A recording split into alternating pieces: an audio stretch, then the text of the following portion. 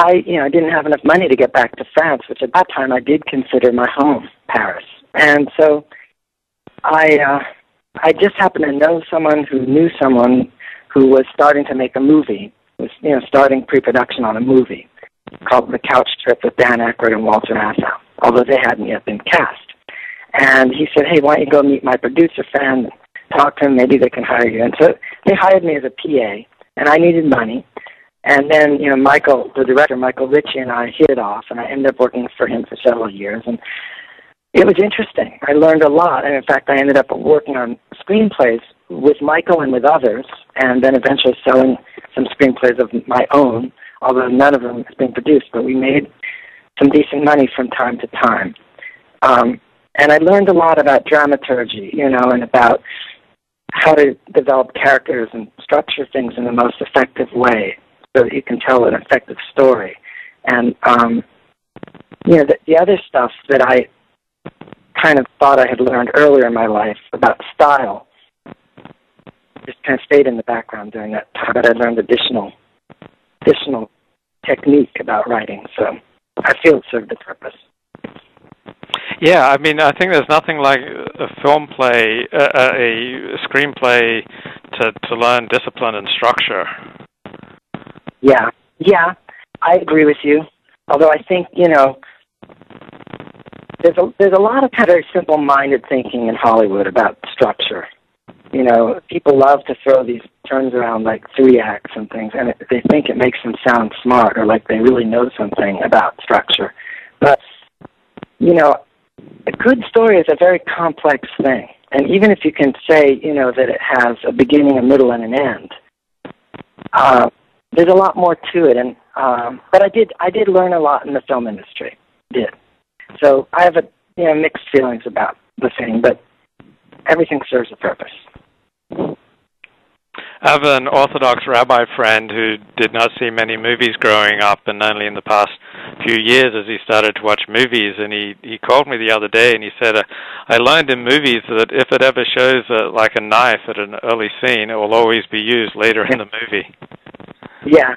Well, that is true. That it makes sense. If you're going to, introduce something that appears to be foreshadowing, very dramatic kind of foreshadowing, you better either follow through with it or have a very good reason not to. And both options are open, but you have to be, there's a part of writing a large story which is very, very deliberate and methodical. And then there's another part which is extremely, I would say, I don't want to say chaotic, but certainly instinctive. And there is an element of chaos also that enters into it. So, but for me, a good story, a great story, really blends those two elements, which I think of as the ego and the id of the story, in a seamless way. You've got, the insanity of our real world that's in there, and yet it is somehow made more coherent. Mm-hmm. Now, what's the genesis of your novel? Is it you decided you wanted to write a novel, or this idea overpowered you, or what's the genesis? That particular story, believe it or not, I came up with that idea all the way back when I was living in Paris. That was going to be my second novel before I came back to Los Angeles. I was working also, by the time this came about, I was living on my own. I wasn't working with that industrial family anymore. And I was renting a little place, and I was working as a translator and really struggling, just to survive. But I had a card for the Bibliothèque Nationale, which is the French National Library, which at the time was considered to be the largest library in the world. And I had gone to some trouble to get this card.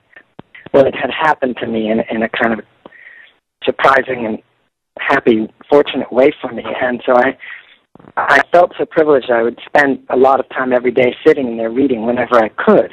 And one day in the Bibliothèque Nationale, because it wasn't open to just anyone, that's my point. So I got this card and I wanted to make use of it.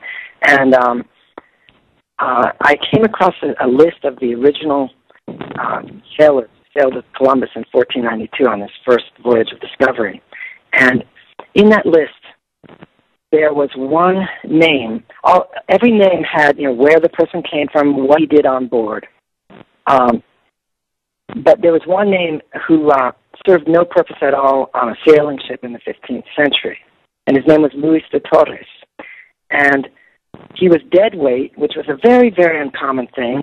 They were little, crowded vessels. And I asked myself, why did Columbus bring this guy along? He was his translator. And I did some more research, looked at Columbus's journals, what we have, what's left of Columbus's journals, copies of his journals. And I found out that this guy was his official translator. He spoke Aramaic, Arabic, Hebrew, and Spanish. So I asked myself, where did Columbus think he was going? That he needed someone who spoke Aramaic and Hebrew, two languages that were dead languages at that time, Arabic and Spanish. And then I eventually came to the realization that Columbus was going to paradise. But as I did this research, I also came to realize that Columbus was leaving a world to go to paradise. He was leaving a world, talk about dysfunctional. He was leaving a world that was, basically the opposite of paradise. And I thought no one had really ever developed his voyage in context in a work of fiction that I was aware of. And so that was the idea. And how was the process of writing this novel compared to what you expected it to be? Well, the first draft that I wrote, eventually, when I finally decided to write it, I found that after 18 years in the film industry, my wife and I and our two kids were living in Big Bear Lake, and we had a little private plane, and I was flying down to LA when I needed to. But I finally said to my wife, this career is not satisfying. It's not really going anywhere. We're on a treadmill. Who knows if we'll ever sell another screenplay? We're not getting credit for our work and so forth. And I'd always wanted to be a novelist. I had never really wanted to work in the film industry. So with my wife's blessing, I set about to write this. And the first draft is written from the point of view of Luis de Torres, who is Levi Migdal in my story, growing up in Arab Andalusia. Because I figured if he speaks Hebrew, Aramaic, and Arabic, he must have been a Jew growing up in the Nasrid Emirate of Granada, which had just been conquered by Queen Isabel and King Ferdinand. And so the first draft, I basically became familiar with all the elements of my story. I did a lot of research and I wrote a draft, but only after I'd completed that draft did I realize, no, he wasn't the central character, because his point of view was very, very limited, and the stage was much bigger than anything that he could have experienced from his position in the world. Once I knew about Louis de Saint-Exupéry and what a central place he played in the story, and about the fact that he was suspected of murdering Chief Inquisitor of Aragon, all these things together, pointed to the fact that he had to be my main character. So then I wrote a second draft of him as the main character, starting from scratch. And after that, it was just a process of refinement. And what did you find interesting about the process of publishing? Well, after I completed the second draft, I showed it to a couple of friends, and they were, very enthusiastic. One of them was an attorney who had a house in Big Bear Lake where I was living, and she asked me, can I show it to a friend in New York who, reads a lot, and I just think he'd love it. And I said, okay.